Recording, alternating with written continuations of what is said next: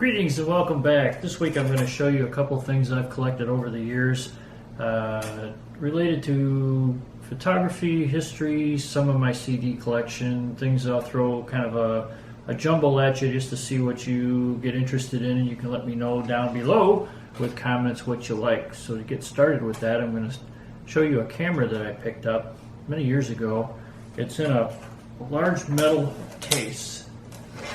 It had leather straps that you could put it on like a backpack. Everything's contained. It was made in the Soviet Union, I think in the 60s and 70s. And I think the manufacturer's name is Zenit, but I could be wrong. It does have some writing on it, but I'm not familiar with it enough to know for sure. But it's very secure in this metal case. Let's see if I can open this up. It's not cooperating. Now it is.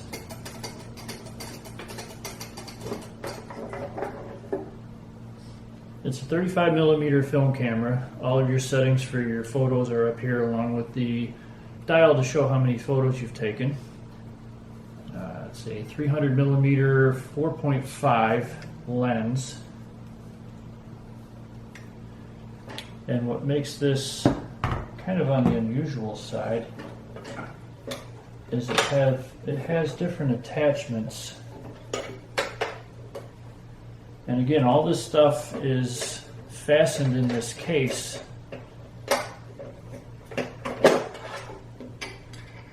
So it's all threaded and secured, or it's in with clips.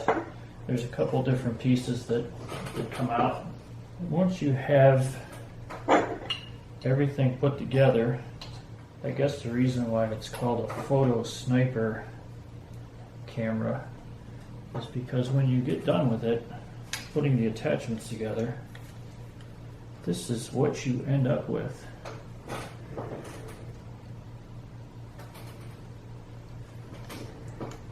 And what happens is you secure it. You get it to where you want to take your picture. You squeeze the trigger and it releases the shutter. And you advance the film that way. So I can't imagine being at some kind of public event with a camera like this in this day and age. Going to take a picture, you probably get taken out by a sniper, Secret Service or something like that. I'm not sure. I said it was a spy camera, and I've done a little bit of research. I think that it was used by government employees, but it wasn't exclusive just to spies. I think if you worked outdoors or anything, you were probably, if you needed a camera issued to you for whatever reason, this probably would have been what they would have issued. But it's a couple feet in length. It's got some weight to it. But kind of interesting, and the case is also interesting in the fact that, again, everything is fastened down. There is a piece that comes off for a smaller lens.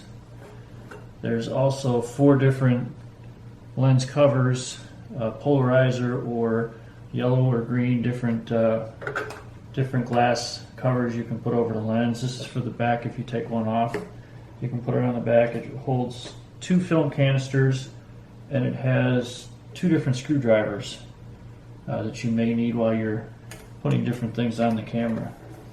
So kind of unique, not too many around here. The case has quite a bit of weight to it also, so when you have everything all contained, it's something that I wouldn't want to have to carry around very far. But again, the straps that would go on, that you could wear it like a backpack, that would probably help. So pretty ingenious. If you know more about this, please let me know. Comment down below and we'll go from there. That's one of the kind of more unusual cameras that I've picked up. There's been some interest in my DVD collection. I thought one of the things I'd show is the different titles on the Titanic. Always been fascinated by that, with shipwrecks, and I don't know what happened in 1912. I wasn't around until 1961, but something I've always been interested in. The first video that I found was a film made in Germany in 1943. They actually ran into some trouble with this because of the graphic nature of it, I think. And it's in English subtitles. I have not seen this yet, but it's the Titanic, and again, made in 1943. Hollywood came out with their version in, I think, 1953, starring Clifton Webb, Barbara Stanwyck, and Audrey Dalton. Now, I have seen this one, and it's not too bad. I'm used to I think the 1997 version with Jack and Rose. This kind of mimics a storyline that happens to take place on the Titanic. Part of the Criterion collection on DVD, which I have not seen this one, is A Night to Remember. I've seen the book, fascinating book. I have not seen this version. And I believe there's some scenes that were filmed for this movie that were actually adapted and put into this movie. And then I have the Titanic mini-series event that was on television. I think this might have been 1996, maybe. If you know more about it than I do, let me know. And then, of course, the before-mentioned collector's edition with some extra features. So that's kind of some of my video collection, but I have a lot of DVDs on actual expeditions where they sent submarines down to the wreckage and have filmed the wreckage and going inside the wreckage. I have a lot of stuff like that I can share if you're interested in something like that. I know some of you may have seen Mindy Mink's video of us traveling to Las Vegas and going through the Titanic exhibit in the Luxor in Vegas, and part of the thing I bought was reproduction headlines from newspapers from different parts of the world documenting the sinking of the ship in 1912, April of 1912. I have this, but I also have collected over the years some actual newspapers. This one happens to be the Cleveland Plain Dealer, dated Sunday morning, July 29th, 1945, and I think 66 years between 2001 and 1945. There was a plane, this one was accidental, B-25 bomber, actually flew into the Empire State Building in I think the 79th floor and exploded upon impact. Fortunately, it was on a Saturday, so there wasn't a lot of people in the building. I think there may have been 15 people killed, but with most history, there's always a story within a story. And the thing that was interesting about this was a 22-year-old elevator operator by the name of Betty Lou Oliver. And she was up about 1,000 feet, I think close to where the impact was. And the impact knocked her out of the elevator, and rescuers found her injured on the floor. They gave her medical attention, put her in a different elevator to send her down to the lobby so that she could go to the hospital. What they didn't know was an engine from the plane had ripped through that elevator shaft and actually went down the shaft into the sub-basement, tore all the cables off, so the elevator was just kind of hanging there. They put her in it, set her up to go down, and down she went with no braking. The amazing thing about it is she survived a 1,000-foot fall in the elevator shaft. The car was mangled so bad they had to cut the wreckage to get her out, but she survived the fall. Some of the thinking about her surviving was that the cables, and there were quite a few of them, that were snapped by the engine going through there, had all fallen down the shaft and had coiled and created kind of a cushion, so to speak, so that when it hit, it wasn't at full speed. And the other thing that they think helped her was the fact that the shaft, although it's not airtight, was almost airtight, and as it was dropping, it was creating a large compressed air cushion that kind of eased the impact. but she survived. She had, I think, broken pelvis, broken back, broken legs, broken neck. She got burns from the explosion, but she survived. She's in the Guinness Book of World Records for being a survivor of the longest fall in an elevator. That was in July of 1945. So that's pretty amazing she was able to do that. She lived to be 74 years old. She had 3 children and 7 grandchildren. And about 5 months after the event, she was able enough to return to the Empire State Building, and she took the elevator to the top of the Empire State Building. And I said, wow, she's gutsy. So good for her. And again, this was an accident. It was a military plane that was flying to Newark, New Jersey, and they were in contact with the control tower at LaGuardia. But for some reason, it was, I think, pilot error. There was a lot of fog, and they expected him to veer to the left, and he went to the right, and unfortunately hit the building. But an amazing story with the young lady in the elevator shaft. One of the other things, and I don't normally have this here, I don't keep it at the house, but I wanted to share this with you. Again, along the lines of shipwrecks, the Andrea Doria, 1956, July 25th, it was off of Nantucket Island, and it was heading to New York, I think on a 10-day cruise. It was one day out from docking in New York, and they were going probably faster than they should have. And as they were heading towards New York, there was another ship that was leaving New York called the Stockholm. And unfortunately, the two of them collided. One thought the other one was going to zig and the other one was going to zag, and they both zigged or they both zagged, I'm not sure what. But the Andrea Doria got broadsided by the Stockholm. And the Stockholm had a steel front, extra steel in the front, because it went through icy waters and they didn't want a repeat of the Titanic incident. So it was reinforced steel in the front, which carved a pretty deep hole in the Andrea Doria.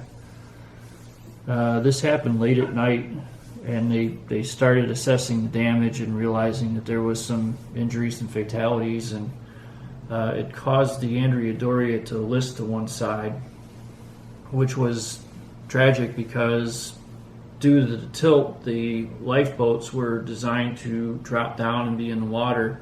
The side that was closest to the water, they were able to utilize those lifeboats, but the ones on the other side were basically useless because there was no way they could get them down into the water because they were on top of the side of the boat.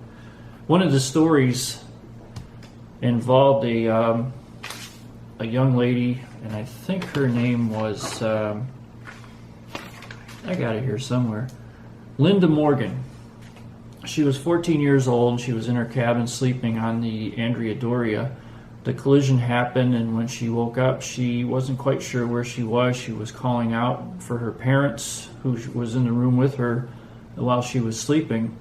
And one of the crew members heard her calling out and was kind of confused and found her and said, "Where did you come from?" And she says, "Well, I'm Linda Morgan, and I'm a passenger on the Andrea Doria." Well, she had been transferred during the collision from the Andrea Doria into the wreckage of the Stockholm. She suffered a broken arm, but that was the most serious injury, and she survived the crash. Once they assessed the damage, apparent that the Andrea Doria was in danger of sinking, which it ultimately did a day later.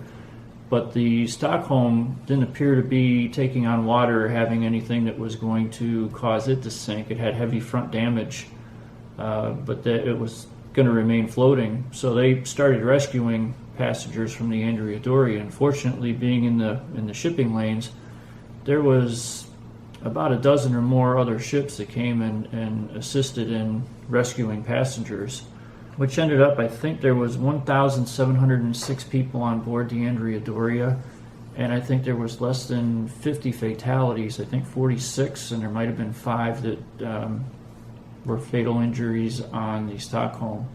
But based on Titanic and some of the other shipwrecks, it was a pretty amazing survival rate. kudos to everybody that helped out.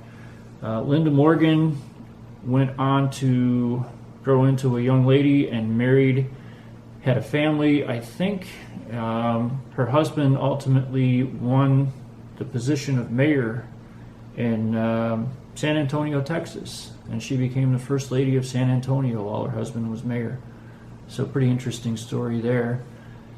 Shortly after, going back to 1956, when the ship sank, divers went down to the wreckage, and it's in about 200 feet of water, and it's usually pretty cold water, and there's currents even below the surface that have caused a lot of havoc with the wreckage and the divers. But a couple days later, they went down, they looked at it, and it looked like somebody just took a beautiful, luxurious cruise ship and put it on the bottom of the ocean, other than the damage that was caused by the collision.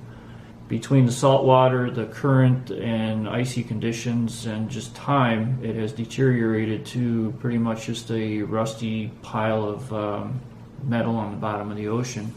But a lot of people have gone down there. I think there's been well over a dozen deaths of divers that have gone down there. It's 175, 200 feet of water, just enough for recreational guys to think they can do it, which they can, but without the proper equipment or pressure chambers, if you get the bends, it could be fatal, and it's ended up being fatal quite a bit. I think there was the Gimbel department store. Peter Gimbel was fascinated by it. He was married to an actress, I think her name was Elga Anderson, and they dove to the wreckage I don't know how many times. In the early 80s, 1981, they spent $2 million, and they actually recovered one of two safes that were on board. It was fairly close to where the collision happened. There was the main safe, and then there's a purser safe, and they were able to get to the purser safe, which was, I think, just a couple rooms away from the hole caused by the collision. And they recovered the safe and brought it up in 1981. It was in a shark tank in an aquarium in New York City for quite a while. But they were running into problems because while it was in there, the water was warmer than what the temperature was at the wreck site. And they started to get signs of bacteria growing, which kind of piqued their interest because they figured there was paper or something inside, which they hoped was a large amount of money.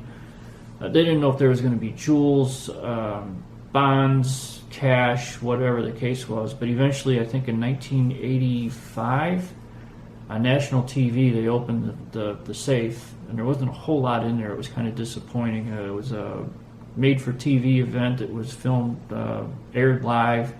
I forget how many countries it went to, like 14 countries. It was hosted by George Plimpton. They didn't find a whole lot, and people were kind of disappointed. But what they did find, there was a lot of paper currency, Italian lira, U.S. silver certificates, some U.S. $2 bills, which some of you may be familiar with. And they took all of the paper money and they sent it to a paper conservatory, and they did what they needed to do to keep it in the condition that it is in, and they pressed it between acrylic panels and sealed it, and they were selling off some of that, and that's what I was able to get. It was gifted to me, and it's one of my more prized possessions. And you can see that time, salt water, bacteria, and whatever else the pressure, the depth has kind of eaten away at it. And it's almost like a snowflake. There's not going to be another one exactly like it. But this one has the serial number that you can read. You can see the back. And the thing that makes this even more special is that it sunk on July 26th. And part of the serial number there is 726, which also happens to be my birthday, but I wasn't around until 1961. But just something that I saw that came out, and I was just amazed by it and in love with it and wanted it. And like I said, I was gifted. It was a Christmas present. It's one of my prized possessions, but I don't keep it here at the house. So that's kind of the story stories involved in history stories. There used to be a guy on the radio named Paul Harvey. He used to do the rest of the story, and he was an amazing orator, and did a series called Now You Know the Rest of the Story. It's also in book form. It's an amazing read. You get to learn a lot of fascinating facts, kind of like the Miracle Girl from the Andrea Doria, or kind of like the young lady in the elevator shaft in the Empire State Building. So that's kind of a hodgepodge of things. If there's one more than the other that you're interested in, let me know down below. If you want to see more oddball cameras or more headlines or more things historically artifact or historically related to any event that I may or may not have knowledge of or know of or have something involving that, let me know and I'll see what I can find. So thanks for watching, and bye!